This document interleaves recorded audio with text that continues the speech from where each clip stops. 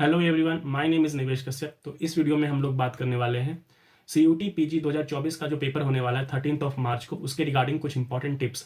क्योंकि आपका पेपर कल है तो बहुत सारे स्टूडेंट के मन में थोड़ा सा डर होता है, एंजाइटी होती है, किस तरीके से पेपर को अप्रोच करें, क्या आपकी स्ट्रैटेजी होनी चाहिए, कितना क्वेश्चन हमें अटेम्प्ट करना चाहिए, कितना छोड़ना चाहिए, कौन से क्वेश्चन में रिस्क लेना चाहिए, किस में रिस्क नहीं लेना चाहिए।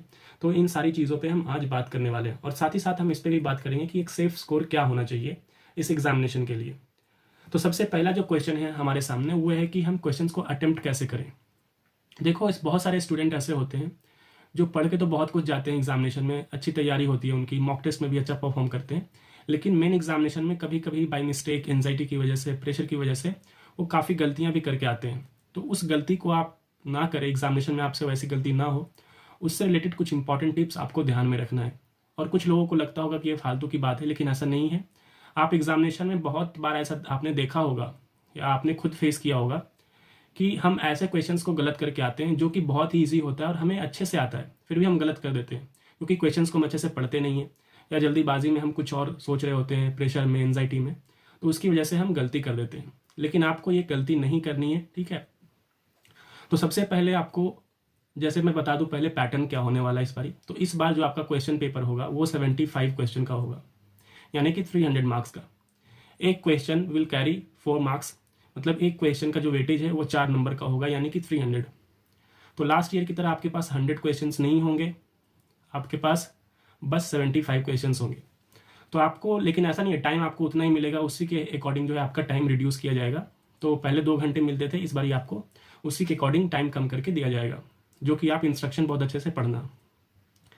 सेकेंड चीज़ कि क्वेश्चंस अटेम्प्ट कैसे करें, कितना अटेम्प्ट करना चाहिए, एक जो गुड अटेम्प्ट होना चाहिए, एक अच्छा अटेम्प्ट किसे बोलते हैं। तो again it depends on person to person कि कौन से किस स्टूडेंट्स की जो तैयारी किस लेवल की है, तो उस पर डिपेंड करता है।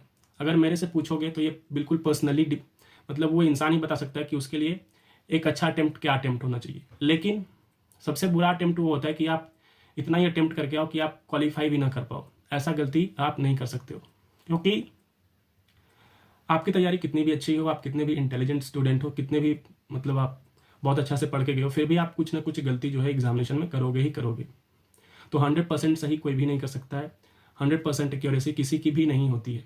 तो इस केस में अगर 75 क्वेश्चन है तो ऑन एन एवरेज देखा जाता है कि 55 to 60 प्लस अगर आपका अटेम्प्ट है, अगर 60 प्लस अटेम्प्ट है तो ये एक बहुत ही अच्छा अटेम्प्ट माना जाता है, क्योंकि 10 से 15 क्वेश्चन ऐसे होंगे ही होंगे जो डिफिकल्ट होंगे। आपके लिए डिफिकल्ट हो सकते हैं, किसी और के लिए ईजी हो सकता है, लेकिन 10 से 15% क्वेश्चन ऐसा हर एक पेपर में होता है जो कि डिफिकल्ट होता है सॉल्व करना। तो अगर आप ये सोच रहे हो कि 75 का 75 में अटेम्प्ट करके आऊँगा तो कर सकते हो, नो डाउट, लेकिन आपको ये भी देखना है कि बाकी क्वेश्चन आपके सही हैं या गलत हैं। सपोज करो आपको लग रहा है कि 60 प्लस क्वेश्चन करने पर अगर आप क्लियर कर जा रहे हो एग्जामिनेशन, तो ज़्यादा चांस लेने की ज़रूरत नहीं है। लेकिन चांस उस क्वेश्चन में आपको ज़रूर लेना होता है। जैसे 2-3 तरीका होता है चांस लेने का। सबसे फर्स्ट ये कि एग्जामिनेशन में आपको 2-3 तरीके के क्वेश्चंस देखने को मिलेंगे। फर्स्ट, वैसा क्वेश्चन जो आपको कंप्लीटली आता होगा, मतलब आप क्वेश्चंस को पढ़ोगे और उसका आंसर जो है आपको पता होगा कि ये आंसर है। तो वैसे क्वेश्चंस होते हैं 30-40%, तो वो तो सभी को आता है, उतना तो आप करोगे ही। कुछ क्वेश्चंस ऐसे होते हैं जहाँ पे आपको डाउट होगा 50% में, मतलब 2 ऑप्शंस तो आपको पता होगा कि ये नहीं होगा, लेकिन हो सकता है 2 ऑप्शन में आप कन्फ्यूज रहोगे कि ये हो सकता है या ये हो सकता है। तो ऐसा कोई भी क्वेश्चन जहाँ आप 50-50 श्योर हो, तो वहाँ पे आपको चांस लेना चाहिए, क्योंकि अगर प्रोबेबिलिटी देखो तो अगर वैसा 20 क्वेश्चन है, अगर 20 करते हो तो 10 क्वेश्चन आपका सही होने का चांस बन जाता है, क्योंकि ये मैथ्स है बिल्कुल, ठीक है।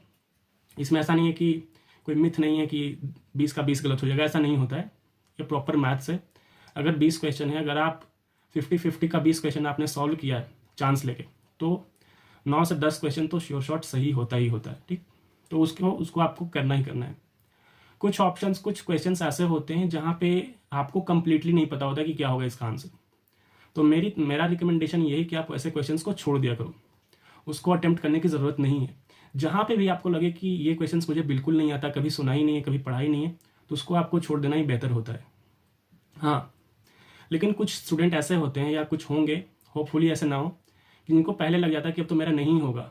सपोज करो किसी ने 30 क्वेश्चन 40 क्वेश्चन ही कर, मतलब उससे हो पा रहा है, उससे आगे नहीं हो पा रहा है, सारा लग रहा है कि ये मेरे को नहीं आता है, तो उस केस में आपको मैक्सिमम अटेम्प्ट करना होगा। उस केस में आप 70-75 भी अटेम्प्ट कर दो तो चलेगा, क्योंकि अटेम्प्ट करोगे तभी आपके चांसेस है कि नंबर बढ़े। अदरवाइज अगर 30-40 क्वेश्चन वैसे भी करके आओगे तो काफ़ी चांसेस कम है आपके, अदरवाइज कि आपकी कैटेगरी ना हो। अगेन मैं ये बता रहा हूँ कि कैटेगरी के अकॉर्डिंग बता रहा हूँ, ये जनरल कैटेगरी की बात कर रहा हूँ मैं। अगेन देखो, जनरल कैटेगरी का कट ऑफ और बाकी जो ओबीसी है, एससी एसटी का कट ऑफ अलग होता है, वेरी करता है। तो उसको भी आपको ध्यान में रखना होगा कि लास्ट ईयर कट ऑफ क्या रहा था। मैंने वीडियो बनाया, उस पर आप जाके देख सकते हो कि क्या कट ऑफ रहा है। तो उसके अकॉर्डिंग आपको स्ट्रेटजी बनानी है अपनी कि कितना अटेम्प्ट करना चाहिए, कितना सेफ स्कोर है मेरे लिए, और उसी के हिसाब से अप्रोच रखना है। लेकिन अगर 60-65 क्वेश्चन आप अटेम्प्ट कर पा रहे हो तो ये बहुत ही अच्छा एक अटेम्प्ट है। लेकिन कुछ लोग अगर 55 कर रहे हैं और उनको लगता है कि 45-50 का राउंड उनका सही है, अगेन कैटेगरी देख लेना आप कैसा है। जनरल कैटेगरी की बात करो तो आप 60+ ही अटेम्प्ट करने की कोशिश करो। 55+ तो एटलीस्ट आपको करना ही चाहिए अगर आप चाहते हो कि एडमिशन हो तो। सेकेंड हम बात करते हैं कि सेफ स्कोर क्या रहना चाहिए। तो सेफ स्कोर सबसे पहले देखो कि किसी भी एग्जामिनेशन में अगर आप LLB का प्रीवियस ईयर उठाओगे तो जो कट ऑफ लिस्ट गई है, last third cut off list की बात कर रहा हूँ, तो अराउंड 60% के आसपास हमेशा जो लोग स्कोर करते हैं उनका एडमिशन हो जाता है। अगर 400 में अगर जिन्होंने भी last year 240, although the cut off जो गया था वो 229 या 230 का राउंड था, लेकिन थर्ड कट ऑफ के अकॉर्डिंग, लेकिन अगर जो 240 जिन्होंने लाया उनका एडमिशन हो जाता है, आप किसी भी ईयर में उठा के देख लो। तो try to score at least 60% of the paper, यानी कि अगर 300 नंबर का पेपर है तो 180 से 200 के बीच में कोशिश करो कि आप लेकर के आओ। जनरल कैटेगरी की बात कर रहा हूँ। अगर 200 स्कोर प्लस कर पा रहे हो तो आप बहुत ही एक अच्छे पोजीशन में रहोगे, मतलब सेफ, मतलब उससे ज़्यादा कट ऑफ नहीं जाएगा। लेकिन 180 भी, 185, 190 भी आ रहा है आपका, तो आपका एडमिशन हो सकता है। कट ऑफ 60%, 65% के अराउंड सेफ माना जाता है। मैं ये नहीं बोल रहा हूँ कि उतना ही आएगा, उससे नीचे नहीं जाएगा, कट ऑफ हो सकता है चला जाए। Again it depends on the difficulty of the question paper. Question paper difficult आता है, ईजी आता है, कितने बच्चे अपीयर होते हैं, इन सब पे बहुत फैक्टर डिपेंड करता है। तो इन सब का भी ध्यान रखना आपको। लेकिन देखा जाए तो आपको 2-3 चीज़ ध्यान में रखना है कि सबसे पहले उन क्वेश्चंस को करना है जो कि आपको कंप्लीटली आता हो। दूसरा 50-50 वाला चांस लेना है। और थर्ड उन क्वेश्चंस को करना है जो आपको लगता है कि नहीं हो सकता है, उस पर भी आप चांस ले सकते हो अगर आप लग रहा है कि कम अटेम्प्ट हुआ है तो। अदरवाइज अगर इतने में अच्छा अटेम्प्ट कर पा रहे हो 60+। अब एक और प्रॉब्लम आती है बच्चों के बीच में कि सपोज स्टार्टिंग के कुछ क्वेश्चंस जो होते हैं डिफिकल्ट उनको लगते हैं, तो वो डिमोटिवेट हो जाते हैं, और उसकी वजह से क्या होता है कि आप प्रेशर में आके बाकी चीज़ों को, मतलब बाकी क्वेश्चंस को गलत कर देते हो। ऐसा मत करना।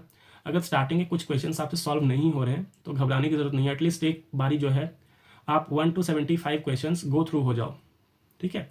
उससे आपको क्या आइडिया लगता है कि कौन सा सेक्शन आपको पहले अटेम्प्ट करना चाहिए और कौन सा सेक्शन आपको बाद में अटेम्प्ट करना चाहिए। सपोज करो जो आपका स्ट्रॉन्ग सब्जेक्ट है, जैसे अगर किसी की इंग्लिश अच्छी है तो पहले इंग्लिश वाला सेक्शन अटेम्प्ट करेगा। किसी की मैथ्स, मतलब मैथ्स का जो सब्जेक्ट है वो अच्छा है तो वो सबसे पहले अटेम्प्ट करेगा। किसी का जीके बढ़िया है तो वो करेगा। तो आपको उसके हिसाब से स्ट्रेटजी बनानी चाहिए कि आपका सब्जेक्ट कौन सा बढ़िया है। और ये लास्ट मोमेंट पे चेंज करने की जरूरत नहीं है। आपने अभी तक मॉक टेस्ट दिया होगा तो उससे आपको एक आइडिया लगा होगा कि आपको कौन सा सेक्शन पहले अटेम्प्ट करना चाहिए, कौन सा बाद में। हाँ, एक और सबसे बड़ी चीज़ आती है कि टाइम मैनेजमेंट। तो टाइम मैनेजमेंट का ये इशू है कि सपोज करो किसी क्वेश्चन में आप फंस जाते हो, स्पेशली जो मैथ्स के क्वेश्चंस होते हैं या फिर रीजनिंग के क्वेश्चन होते हैं, कुछ लेंदी क्वेश्चंस होते हैं, वो जानबूझ के ट्रिकी क्वेश्चन दिया जाता है ताकि आपका टाइम वेस्ट हो। तो आपको ये फिक्स करना होगा कि एक क्वेश्चन में मुझे कितना टाइम देना है मैक्सिमम। अगर आपको लग रहा है कि कोई क्वेश्चन सॉल्व नहीं हो रहा है मेरे से या डिफिकल्ट है सॉल्व करना, तो उसको आप स्किप कर सकते हो। उसको बाद में लास्ट में आप 10 से 20 मिनट टाइम बचाना ज़रूर, और उसके बाद वैसे क्वेश्चन को टारगेट करना है जो टाइम कंज्यूमिंग था लेकिन आपको लग रहा था कि आप उसको सॉल्व कर सकते हो, तो उन क्वेश्चंस को लास्ट में करना चाहिए। बहुत ज़्यादा टाइम अगर आप दे दोगे एक ही क्वेश्चन पे, कभी कभी क्या होता है कि एक मैथ्स का क्वेश्चन है, आप 10-15 मिनट उसी में टाइम दे देते हैं, तो उसकी वजह से क्या वो क्वेश्चन बन भी जाएगा तो भी वो 4-5 और क्वेश्चंस का टाइम लेके जाएगा साथ में, तो भी वो फिजिबल नहीं है। तो उस केस में क्या करना है आपको कि एक बारी में जो क्वेश्चन सॉल्व हो रहा है आपको फील आएगा क्वेश्चन देख के कि ये सॉल्व कर लूँगा, और 2 से 3 मिनट में अगर क्वेश्चन सॉल्व हो रहा है आपसे तभी उसको आप सॉल्व करो, अदरवाइज नेक्स्ट क्वेश्चन भी मूव ऑन करो। आपको 75 क्वेश्चन तक पहुँचना बहुत ही ज़रूरी है, क्योंकि हो सकता है एक क्वेश्चन की वजह से आप 3-4 क्वेश्चन आपका लॉस ना हो। तो इन सब बातों का भी आपको ध्यान रखना है। बाकी अभी स्ट्रेस बिल्कुल नहीं लेना है, क्योंकि एग्जामिनेशन में जो प्रेशर होता है वो हर एक स्टूडेंट को होता है। ऐसा नहीं है कोई भी एग्ज़ाम हो, अगर मैं भी अभी एग्जामिनेशन में बैठूंगा तो मुझे भी प्रेशर फील होगा, लेकिन अपने प्रिपरेशन पे, अपनी स्ट्रैटेजी पे आपको भरोसा होना चाहिए। आपने जो मेहनत की है उस पर भरोसा होना चाहिए आपको। तो बाकी इस वीडियो में इतना ही। Thank you and have a nice day and all the best.